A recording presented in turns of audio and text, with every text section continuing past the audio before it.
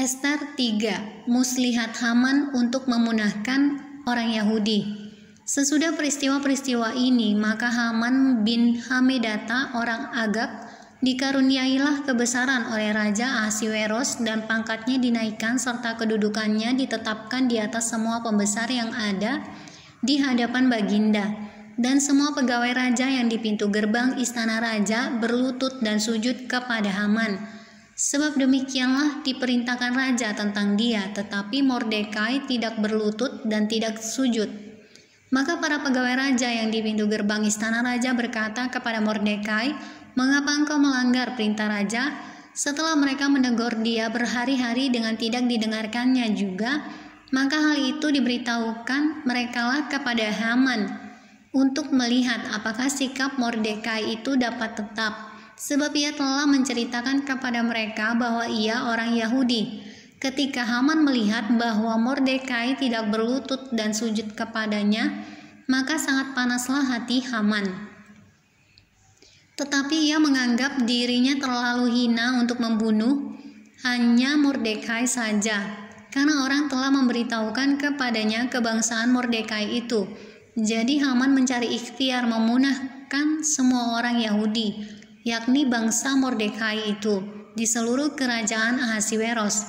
Dalam bulan pertama, yakni bulan Nisan, dalam tahun yang ke-12 zaman Raja Ahasiweros, orang membuang pur, yakni undi, di depan Haman hari demi hari dan bulan demi bulan sampai jatuh pada bulan yang ke-12, yakni bulan Adar.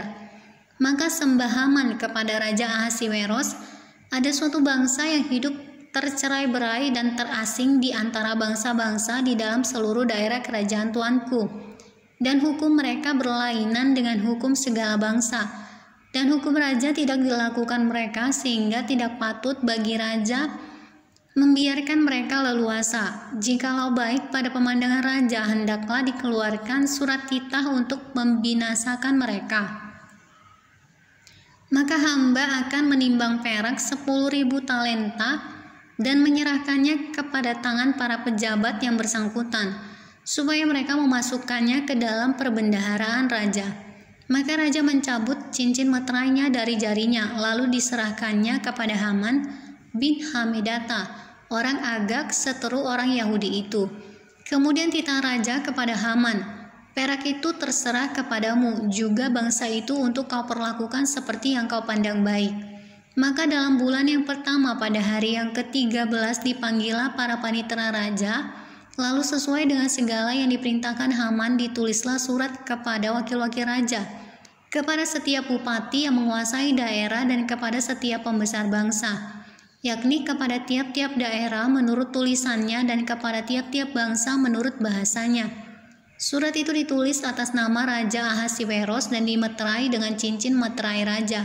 Surat-surat itu dikirimkan dengan perantaraan pesuruh-pesuruh cepat ke segala daerah kerajaan, supaya dipunahkan, dibunuh dan dibinasakan semua orang Yahudi daripada yang muda sampai kepada yang tua, bahkan anak-anak dan perempuan-perempuan pada satu hari juga, pada tanggal 13 bulan yang ke-12, yakni bulan Adar, dan supaya dirampas harta milik mereka.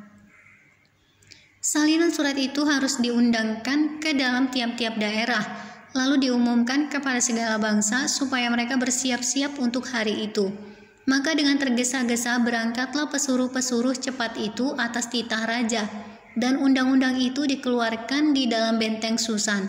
Sementara itu raja serta Haman duduk minum-minum, tetapi kota Susan menjadi gempar.